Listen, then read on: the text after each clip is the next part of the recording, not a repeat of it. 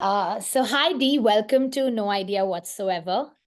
Hello, Devvaki. Lovely to see you and to over the internet meet all of your guests today. Thank you very much. And you look lovely. It's so nice to see you always, as you always have amazing and interesting things to say. So thank you for coming online. Dee, so my first question, to you is, did you know what you were going to do when you grew up, or did you have no idea whatsoever? I had no idea whatsoever. I read English at university and then I went to graduate school. I have a master's degree. What I did know as from a little girl was I was a major reader. I read, read, read, read, read. So Yeah. obviously, as I got older, English came into view. What I was going to do with it, I had not quite a clear idea, but it didn't matter. I did that as a degree. In the end, I went into teaching, but I also, had job interviews for publishing and marketing, but I decided in the end I would give teaching a go. If I didn't like it, I would have changed. And, but that continued to be my career. And so tell us a little bit, how did you said you loved reading. What kind of books did you love reading? Who was your favorite author? Oh gosh. Well, as in more of an adult, I really like the British classics, Jane Austen and so forth. When I was a little girl, I had no idea. I used to go to the school library and I used to just go along, the shelves and pick something that looked interesting and I read it. I was really very voracious reader. It doesn't really matter what. Yeah. It's as long as you enjoy it, whether it's fiction or nonfiction, poetry, whatever, as long as a child enjoys it, but it is critical that they read. Yeah, and obviously you were a headmistress of one of the leading schools in the UK, not London Collegiate. How long Yes. did you work there for? What was your experience like over there? Right. Well, North London Collegiate, as you mentioned, is one of the leading schools in the UK, but it's a day school. Yeah. So, yeah. The UK has 400, so I'm just going to give you this little background so everybody understands what we're talking about, has 400 independent schools. They are ranked in terms of the outcome. So it's not just somebody's opinion, it's Yeah. the outcomes on the tests that people take when they're 16 and when they're 18. North London Collegiate ranks number 4 out of 400. So it's a very academic school. And I went as the assistant head teacher. I was in charge of admissions. And because I was an English teacher, I was very involved in the writing of the English papers, marking hundreds of scripts. And from there, I went to be the headmistress. North London Collegiate starts at the age of 4 of the junior school. So I had the full range of A-level Oxbridge pupils down to the very little clever girls who were in that. And I think that's wonderful because, you mentioned that the government was paying you. Are these only public schools or were there also private schools in No, this? not private Only school. public schools. So Yeah. the government is quite hands-on about, quality. Are they quite involved overall in how the education system works? Yeah, well, because in England there's a national curriculum. Yeah. So that is, every year group has a curriculum of what they must cover. And pupils in the state system are assessed in junior school at certain levels and so forth. So it's not as if every school is just kind of working out what do we do with our 8-year-olds, what do we do with our 10-year-olds. It is all printed out for them. Now, the Wow. quality of teaching, Yeah. yeah. So is that a big issue in the UK as well? Because in India, of course, we always have this conversation going on about teacher training, teacher development, how there are very few qualified teachers to actually teach today's curriculum, Is that a problem in the UK as well? Well, in the maintained sector, what we call the state system, yes, of course, especially at senior Yeah. school level, I'm sure you may have the same problem in India, the issues of math, science, physics, physics, chemistry, all of those, and math teachers. There is a shortage of good qualified teachers, and there's the issue of teacher retention. In other words, teachers coming in, doing it for 5 years, realizing, depending on if they're in a difficult school, this is way too much work. I'm going to go do something else. I mean, that is a problem. And I think it's interesting because the shortage of teachers for math, science in the UK, it's actually the opposite in India. India, we have lots of teachers for maths and science, but we don't have teachers for English, for foreign languages, for creative writing, for public speaking, so on and so forth. I would say, and I think that's a great thing. I think that the two countries should talk about actually. In fact, Indians are supposed to be very good at maths and science, and if we can share knowledge across the border to different countries and have people from there helping our students with English, etc., it would be wonderful. I think the most popular school, and I'm going to take the liberty of saying this, in India is Eton College, thanks to the Crown. Everyone wants to go there. Firstly, it's a boys' school, of course. Secondly, there are so many other really good schools. Could you tell us some names of schools? Yes, and I think it's important. For example, when I talked about that list of 400 schools, okay, and then the results. Now, you can imagine that the first 100 are the ones we're sort of really most seriously, depending on the ability of the child, and that there is not an enormous difference. In terms of outcomes. So what they're looking at, what these league tables tell you, is the percentage of A star, A and B on the exams they take at 16 or 18. How many pupils achieve one of those grades? Okay. The top performing, and the list is mixed with girls' schools, boys' schools, day schools. So, okay. The top performing boarding school in the country is called Tunbridge School, Tonbridge. It's about a 45-minute train ride from London. It's all boys, and it's number 6 out of 400. Okay, it's way ahead of Eton is doing very well. They're probably 16 or something like that. So there's a few percentage difference. But what I'm saying is, I'm not sure how many people have heard of Tunbridge. Okay. In that top 100 is another school, which is very good, called, that people probably haven't heard of, called Lancing College, Lancing, Lancing College. It's near Brighton, it's near the South Coast, the beach and all of that. They have their own farm. They're co-ed. Okay. They look like Harry Potter, if you want to physically see what the place looks like. There's a terrific girls' school, again, in that top group, called Down House, Downe, Down House. That's actually quite close to Heathrow Airport.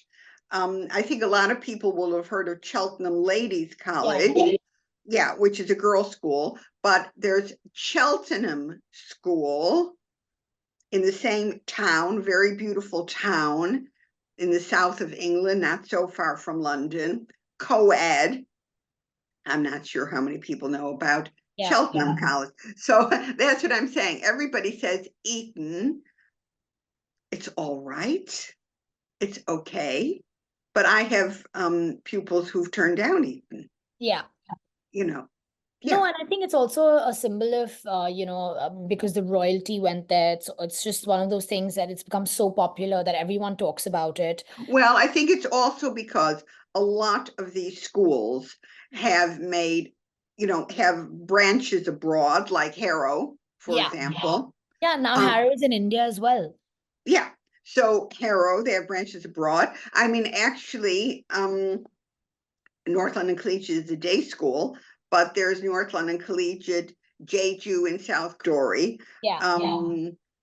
People know those names, but let's say the very top school I mentioned, Tunbridge, they haven't really gone abroad. They haven't really bothered actually, because they've got plenty of candidates. So I think people have to consider schools that they haven't heard of before, which is where you and I can help them.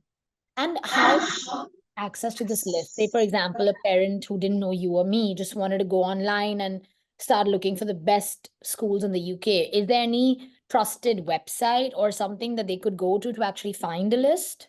I think if they Google top schools in England, then you will get, some lists are differing. The two London newspapers, the Times and the Daily Telegraph, they have official lists. They will look maybe a touch different, but I think parents can look up schools. I know, there are some, for example, Harrow is a perfect example. They're obviously very good. They don't print their results. They're probably about 110. They're not 6, they're not 50, they're 110. Their pupils do very well. Yeah. But they're not there are other schools more academic, for example, than Harrow, even though it's a very, very good school. I mean, another very good school for boys, again, not so far from London, is Radley College. So again, that's a school people may not have heard of, but they're way higher than Harrow in the league table. In order for parents to understand, when they should start preparing their child, what children should really be good at in order to prepare for these entrance exams. Can you tell me a little bit more about the process overall? Yes. From I would say discovery to application. Yeah. Well, this is And for discovery, we have Dee. You are Yeah. Yeah, I would say that this is a conundrum also for British parents. So when pupils want to start at what we call the 11 plus, most independent boarding schools are at 13. Some are at 11, take at 11, okay? Whether it's at 11 or 13, the testing takes place when they're 10, the year before. So that would be in Britain, that's year 6. I think that would mean year 5 in India. And they take, right. So that is when, if they're coming from abroad, they can take it in year 5 or year 6. And the boy schools pretty much all use an exam called the ISEB, the Independent Schools Examination Board. You take the one test, and then the result is sent to all the schools you have applied to. So you make the application, you decide where you want to sit your child, you make the application, you pay the registration fee, you send in any other information that school wants, and then you do the ISEB test, which is usually in the autumn of the year that you would be taking it, when you'll be year 5 or year 6, sort of November, December, January. There are several times where you officially take it. You don't have to come to Britain, of course, to take it. It can, in the child's school, you can ask them to invigilate, or the British Council. So don't have to come to England at all, though most parents want to come at some point to have a look around at these schools. Yeah, of course. It's a standardized test, and there are various platforms that you can practice. And I would say they really need to start when they're sort of 8. Okay. To start doing sort of the practice. Yeah. Just so they get quick at it. I mean, absolutely. Right, because that will be which subjects? Like, what does it cover usually? So it covers English, math, but no writing of a story or anything. It's what kind of language, spelling, so forth, grammar, math, and then what we call verbal reasoning and nonverbal reasoning. And so those will be the areas that are covered. After the first that first round, you get to, then you pass at whatever, all the schools will have different levels at which they require people to get a grade. Yeah. Then they might just invite you for interview and boom, that's it, you got the offer. Or else they might invite you to sit a second paper and perhaps a written paper. But every school will have absolutely clear details on their website of The the whole entrance. assessment process. Yeah. It's very clear. So even if you're the parent of a 6-year-old, a 7-year-old, where we're just worrying about getting them to do math and read and so on and so forth, give yourself time. Look at what the requirements are. Yeah. In fact, even at Instrucko, we had a few students who went to the UK to study, and we actually had teachers from Oxford and Cambridge tutoring them, and they got into some really good schools, and now they're very happy over there. But it was, we were tutoring them once or twice a week at the max. Yeah. But I think they start, I mean, and I think the important thing is, of course, for them to start on time so that they don't have to then cram the learning. Because usually, when the child is 11 or 12, the parents are like, I now want to send my child next year. And then suddenly there's so much of an overload on the student to suddenly cram, do the school examinations in India, plus, prepare for these examinations. So, I think how long do you think they need to prepare? Like, do they need a year, 2 years? Yes. And aside from these exams that students have to take, what else do schools consider while accepting them, before accepting? Right. They will ask for a reference from the child's current school. Okay. That's They also may, important.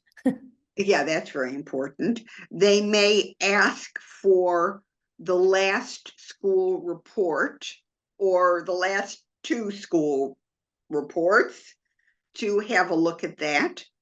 There will be an online interview, and that's always terribly friendly. They're interested in the pupils' hobbies and interests, what they do outside school. They do not want pupils who are academically strong but take no interest in anything else. Now, you don't, so it's extracurricular activities are important, but it does not matter what it is. It could be somebody's very keen on cooking, or let's say baking. What they want to see is the ability, is engagement, is the ability. And their willingness to learn something new and do other things, have different layers in their life, not just have studies all the time. Exactly. And it doesn't matter what they're doing, and they don't have to be number one. It's just that they're doing it and they've been doing it consistently.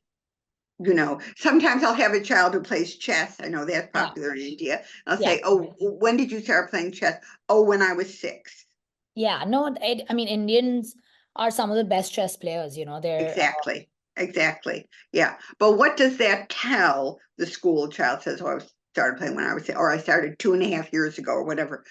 We've got a child who can stick with something, who's interested, who doesn't do something for 3 months and drop it. Perseverance, and dedication, basically. I would say, close to India's heart for all, for various reasons. Why do parents really love why do you think UK schools are ahead of the curve compared to, I would say, a Singapore or an Australian school? What do you think is so unique about schools in the UK? I think here it is all, I don't know if it's different in Australia. I think it's absolutely different in India. First of all, the classes are small. If you send your child to a private school, the classes will be small. And in a senior school, when you get to science or maths, or they put people in different groups, you might have, 15 people in your class. That's one thing. The other thing, it's very interactive. You don't have the teacher just standing up there lecturing to the pupils about whatever they're supposed to be doing. So we've got a lot of activities and pupils doing things and pupils giving presentations, and that is part of the and I think that youngsters really enjoy that part. the extracurricular life here is very strong. So back to my point about kids being interested. Yeah. So really, schools offer just a huge array of extra activities, and they expect pupils to join them. Or let's say, I know at North London Collegiate, a group of pupils got together and said, actually, we would like to start a literary magazine. Good, go, do it. Wow.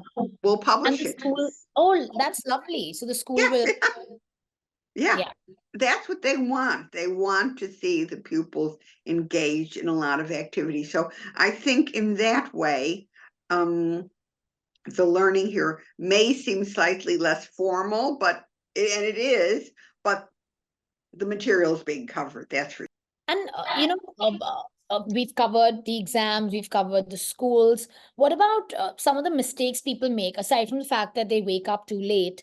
Is there anything else that they do, while applying for school, while applying to schools that you actually think they should correct? Well, yeah, the starting early, they can do. So from this, I would say, all the students you have had in India, which school have they, when they call you and say, what is the first school they think of when they call you? Most parents in Oh, India. Eton, which is ridiculous. Are It's they totally ridiculous. I don't think, quite honestly, I'm afraid to say, I think there are some questions about Eton. The other thing I think that parents, depending on what their financial situation is, there are some very good boarding prep schools. And I have had pupils come. One very good school is called Windlesham, Windlesham. Another is Cothill, Cothill. Now, I've had pupils who were like 9, 10. Actually, I had a boy who came through during COVID, where India had a very long period of no schooling, much longer than England. And the parents took the decision, they sent him to Cothill, and he did extremely well because from the prep school, the head of that school is the one who's liaising with the senior school. They're the one who's commenting on the pupil. And even if it's just a year in advance of those exams, that is a lot for a pupil. So Dee, finally, obviously, thank you for everything that you've mentioned. It's very useful. And I'm sure people are always trying to figure out the right means to choose the best school, the best person to help students get into schools. What is your advice for parents looking to send their kids to the UK to study? Well, I think overall we've said you want to give them a good start, and that's what an Instrucko you are working on very hard with those young children, the reading, the math, all of that. So it doesn't just start when they're 10, of course. It starts in the early years. Then when they're sort of 8, 9 years old, then we start thinking about what the schools, do the homework, what the schools require. All the information is available. I mean, it's and if your child twigs onto it, or if you can, support them in some way, they don't need. I mean, I sometimes have pupils where what I think is a not reputable tutor company in Britain has organized like 5 lessons a week. I mean, it's ridiculous. So we just need to make sure we have the right support and look widely. Don't just look at ask other people, ask consultants. What is the range of schools? Yeah, what's the range of schools? Yeah, and I think that's the most important thing, the fact that they don't even know that 400 schools exist that could be the top, say, I mean, and some of them that they think are the ones on top are actually probably at the bottom. So that popularity, that has happened due to just word of mouth or seeing schools on shows needs to sort of be. I would also say if your child is a bit older, okay, so now we're talking about some pupils don't come, they want to come for the last 4 years. Okay. So they're already like 15-year-olds. So the UK has year 10, 11. That's where they do the GCSE exams. 12, and 13. So it's 9, 10 in India, isn't it? 11, 12. So, right. You can actually absolutely get a place in schools then if you think things aren't going, perhaps, or it's only 4 years to pay, or else they can come for the sixth form. That's the last 2 years of school. That will really depend on having very good grades before that. And the same thing for the pupils who would come into year 9 here. There is no coming at year 10. It would be year 10 in India, year 11 here, because it's the middle of the exams. So there's no coming that year. Okay, but pupils absolutely can apply, or even, your child has got to year 7 in India, or they've had, 1 year and they decide they want to make a move. Schools have what they call occasional places, because people do go home, or their parents move to, their business takes them to New York, and their parents don't want them, even if they're in boarding school, they don't want them in England, they're in New York, so there are spaces available. So parents should always make an inquiry along the line.